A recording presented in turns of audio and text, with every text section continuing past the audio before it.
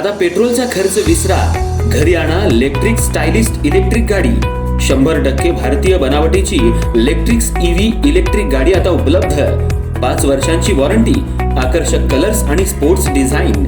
एकदा चार्ज करा आणि 100 ते 140 किलोमीटर पर्यंत रेंज.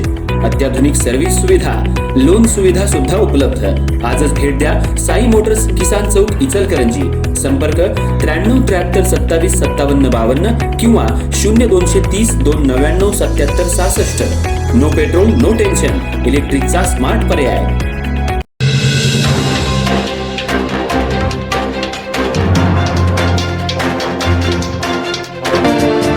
इचलकरंजी महानगरपालिकेच्या शिक्षणाधिकारी कार्यालयात एका निलंबित शिक्षकाला चक्क उंदीर चावल्याची धक्कादायक घटना घडल्यानं महापालिकेच्या कार्यालयातील स्वच्छता आणि आरोग्य सुरक्षेचा प्रश्न ऐरणीवर आलाय.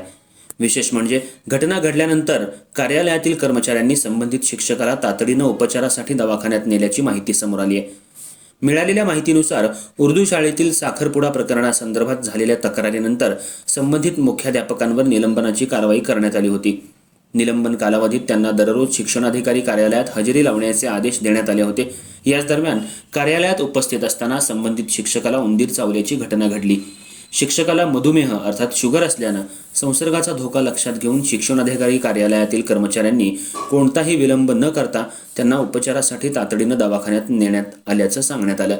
त्यानंतर संबंधित शिक्षक कार्यालयात दिसत नसल्यानं नागरिकांनी चौकशी केली असता उंदीर चावल्यामुळे आणि त्यांना शुगर असल्यानं उपचार सुरू आहेत अशी माहिती मिळते. या घटनेमुळे महापालिकेच्या शिक्षणाधिकारी कार्यालयातील स्वच्छता, उंदरांचा वाढता वावर, नियमित निर्जंतुकीकरण आणि कर्मचारी सुरक्षेबाबत गंभीर प्रश्न निर्माण झाले आहेत. नागरिकांचा प्रश्न आहे की महापालिकेच्या स्वतःच्या कार्यालयातच कर्मचारी सुरक्षित नसतील तर सर्वसामान्य नागरिकांचं काय?